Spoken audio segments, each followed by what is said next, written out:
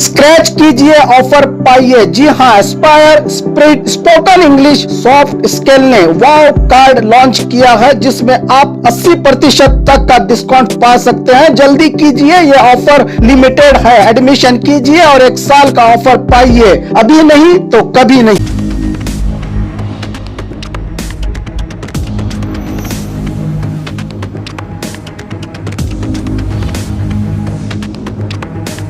स्वागत है आपका बी न्यूज नेशन में। मैं हूं आबिद हुसैन शेख। बीएसवाई के बीजेपी विधायकों को जल्द कांग्रेस में शामिल किया जाएगा। एमबी पाटिल का बड़ा बयान। बेलगाम में मीडिया से बात करते हुए पूर्व गृह मंत्री एमबी पाटिल ने कहा कि कांग्रेस कभी लिंगायत समुदाय को पीछे नहीं छोड़ेगी। इससे पहले भी कांग्रेस से राज्य में लिंगायत समुदाय के वीरेंद्र पाटिल सीएम बने थे, वो भी 180 सीट हासिल करके। उसी तरह हम भी दोबारा जीत हासिल करके बीएसवाई के बीजेपी विधायकों को बहुत जल्द कांग्रेस में वापसी होने की बात कही है एमबी पाटिल ने।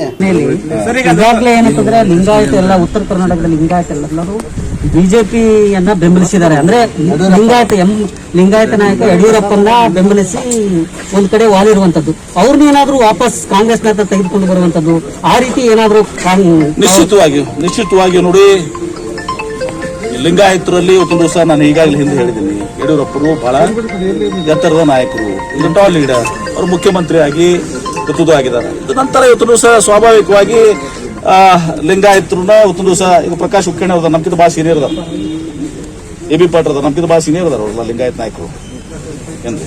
ಹೀಗಾಗಿ ಹಾಗಂತಲ್ಲ ಇವತ್ತು ಕಾಂಗ್ರೆಸ್ ಪಕ್ಷದಲ್ಲೂ ಕೂಡ ಲಿಂಗಾಯತರಿಗೆ ಇವತ್ತು ದಿವಸ ವಿಶೇಷವಾದ ಹೈಕಮಾಂಡ್ಗೂ ಕೂಡ ಮನವರಿಕೆ ಮಾಡಿಕೊಟ್ಟಿದ್ದೇವೆ. ನಾನು ಮಾಡಿದ್ದೀವಿ, ಪ್ರಕಾಶ್ ಅವರು ಮಾಡಿದ್ದಾರೆ, ಎ ಬಿ ಪಾಟೀಲ್ ಮಾಡಿದ್ದಾರೆ, ಎಲ್ಲರೂ ಕೂಡ ಮಾಡಿದ್ದೀವಿ.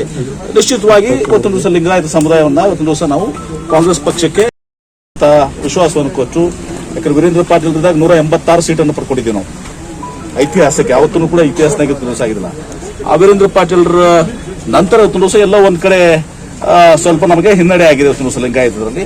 ಅದನ್ನ ಇವತ್ತು ದಿವಸ ವಾಪಸ್ ಮರಳಿ ಪಡಿಬೇಕನ್ನುವಂಥದ್ದು ಇವತ್ತು ದಿವಸ ಸಾಮೂಹಿಕ, ನಾನು ಒಬ್ಬನೇ ಅಂತಲ್ಲ, ಪ್ರಕಾಶ್ ಅಣ್ಣ ಹುಕ್ಕೇರವರು, ಎ ಬಿ ಪಾಟೀಲ್ ಅಂತ ಹಿರಿಯ ನಾಯಕರಿದ್ದಾರೆ, ಅವರೆಲ್ಲರ ಜೊತೆಗೆ ಇವತ್ತು ಈಶ್ವರ್ ಖಂಡ್ರೆ ಅವರಿದ್ದಾರೆ, ಮತ್ತು ಭಾಳ ನಾಯಕರಿದ್ದಾರೆ, ಶರಣ್ ಪ್ರಕಾಶ್ ಪಾಟೀಲ್ ಇದ್ದಾರೆ, ಭಾಳ ನಾಯಕರು ತುಂಬಿಸಿದ್ದಾರೆ. ಅವರೆಲ್ಲರನ್ನ ಪಡ್ಕೊಂಡು ನಾವೆಲ್ಲರೂ ಹಿರಿಯರ ಮಾರ್ಗದರ್ಶನದಲ್ಲಿ, ಹುಕ್ಕೇರಿ ಸಾಹೇಬ್ರ ಮಾರ್ಗದರ್ಶನದಲ್ಲಿ, ಎ ಬಿ ಪಾಟೀಲ್ ಮಾರ್ಗದರ್ಶನ ಎಲ್ಲರೂ ಕೂಡ ಕಾಂಗ್ರೆಸ್ ಪಕ್ಷಕ್ಕೆ ನಾವು ವಾಪಸ್ ಪಡ್ಕೊಳ್ಳುವಂತ ಇದನ್ನ ಮಾಡೋದು ಮಾಡ್ತೀನಿ.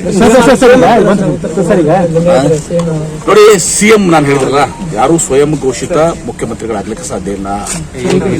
ಆಮೇಲೆ ನಮ್ಮ ಪಕ್ಷದಲ್ಲಿ ಮುಖ್ಯಮಂತ್ರಿ ಆಗುವಂತದ್ದು ಮೊದಲು ಜನಾದೇಶ ಬರಬೇಕು, ನಮ್ಮ ಪಕ್ಷ ಅಧಿಕಾರಕ್ಕೆ ಬರ್ಬೇಕು. ನಾವು 125 ಸೀಟನ್ನ ಕನಿಷ್ಠ ಪಕ್ಷ, ನಮ್ಮ ಟಾರ್ಗೆಟ್ 150 ಇದೆ. ನಾವು 125 ನಾವು ಸೀಟ್ಸ್ 15 ಸೀಟ್ ಮೇಲೆ ಪಡ್ಕೊಳ್ಬೇಕು, ಬಹುಮತ ಪಡ್ಕೋಬೇಕು. ಪಡ್ಕೊಂಡ್ ಮೇಲೆ ಒಂದು ದಿವಸ ಪಕ್ಷದ ವೀಕ್ಷಕರು ಬರ್ತಾರೆ, ಹೈಕಮಾಂಡ್ ವೀಕ್ಷಕರನ್ನ ಕಳಿಸ್ತಾರೆ, ಶಾಸಕರ ಅಭಿಪ್ರಾಯ ತಗೋತಾರೆ, ಶಾಸಕರ ಅಭಿಪ್ರಾಯ ತಗೊಂಡು ಹೈಕಮಾಂಡ್ ಅವ್ರು ನಿರ್ಧಾರ ಮಾಡ್ತಾರೆ. ಅದ್ರಲ್ಲಿ ಯಾರೂ ಕೂಡ ಸ್ವಯಂ ಘೋಷಿತ ಮಾಡಿಕೊಂಡು ನಾನು ಮುಖ್ಯಮಂತ್ರಿ ಆಗೋದ್ರೆ ನಮ್ಮಲ್ಲಿ ಒಂದು ಪದ್ಧತಿ ಇದೆ. ಅದು ಹೈಕಮಾಂಡ್ ಅದನ್ನ ಆ ಒಂದು ನಿರ್ಣಯ ಶಾಸಕರ ಅಭಿಪ್ರಾಯದಂತೆ ಇವತ್ತು ಅಧಿಕಾರಕ್ಕೆ ಬಂದ್ಮೇಲೆ ನಮ್ಮ ಟಾರ್ಗೆಟಿಗೆ ಫೋಕಸ್ ಅಧಿಕಾರಕ್ಕೆ ಬರ್ಬೇಕು, ನಾವು ವಾಪಸ್ ಅಧಿಕಾರಕ್ಕೆ ಬರಬೇಕು. 5 ವರ್ಷ ಸಿದ್ದರಾಮಯ್ಯ ನೇತೃತ್ವದ ನನ್ನ ಮೇಲೆ ವಿಶೇಷವಾದಂತ ಪ್ರೀತಿ ಒಂದು ಹೊಂದಿದೆ. ನಾನು ಈಗ ಅನೇಕ ವಿಚಾರಗಳ ಚರ್ಚೆಗಳ ಜೊತೆ ಬಂದಿದ್ದೀನಿ. ಒಂದು ಪ್ರಮುಖವಾಗಿ ಇವತ್ತು ಫೋಗು ಹಳಕಟ್ಟಿಯವರು ತಾವೇ ಪ್ರಕಟಿಸಿದಂತ, ತಾವೇ ಕಾಲು ತುಳಿದು ಒಂದು ದಿವಸ ಪ್ರಕಟಿಸಿದಂತ ಶಿವಾನುಭವ ಪತ್ರಿಕೆ ಇತಿಹಾಸ ತಮಗೆ ಗೊತ್ತಿದೆ. ಮತ್ತು ಅದನ್ನ ಸ್ವೀಕರಣೆ ಮಾಡುವಲ್ಲಿ ಒಂದು ದಿವಸ ನಾಗಲೂರು ರುದ್ರಾಕ್ಷಿ ಮಠ ಮಾಡಿದಂಥ ಪಾತ್ರವನ್ನು ವಹಿಸಿದೆ. ಅದನ್ನ ಮರು ಮುದ್ರಣಕ್ಕೆ ಒಂದು ದಿವಸ ನಾವು ಈಗಾಗಲೇ ನಾನು ಮುಖ್ಯಮಂತ್ರಿಗಳಿಗೆ ಭೇಟಿಯಾಗಿ ಚರ್ಚೆ ಮಾಡಿ ಹೋಗೋಣ ಸಂಶೋಧನೆಗಳಿಂದ ಎಲ್ಲ ಶಿವಾನುಭವ ಪತ್ರಿಕೆಗಳನ್ನ ಮರು ಮುದ್ರಿಸಬೇಕು ಅಂತ ಒಂದು ಚಿಂತನೆ ಇದೆ. ಆ ಒಂದು ವಿಚಾರ ಇವತ್ತು ದಿವಸ ಅಪೋಲತ ದಿವಸ ಚರ್ಚೆ ಮಾಡುವಂತಾಗಿದೆ. ತದನಂತರ ಬಸವಣ್ಣವರು ಮತ್ತು ಬಸವಾದಿ ಶರಣರ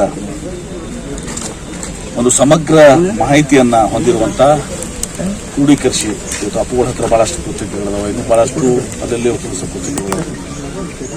ಬಸವಣ್ಣವರು ಮತ್ತು ಶರಣರ ಒಂದು ಅಂತಾರಾಷ್ಟ್ರೀಯ ಒಂದು ಗ್ರಂಥಾಲಯನ, ಲೈಬ್ರರಿನ ಸ್ಥಾಪಿಸಬೇಕು ಅನ್ನೋ ಒಂದು ಚಿಂತನೆ ಇದೆ.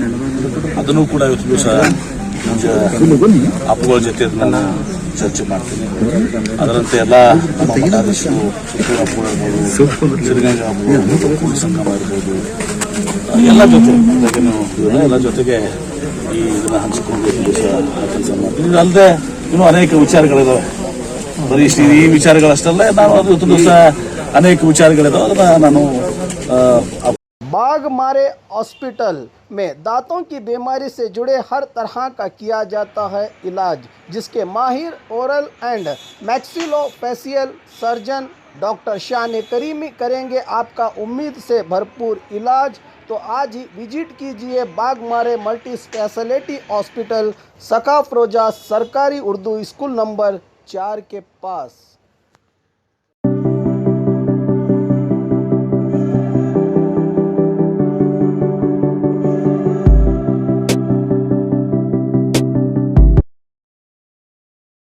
और खबरों के लिए देखते रहिए बी न्यूज़ नेशन।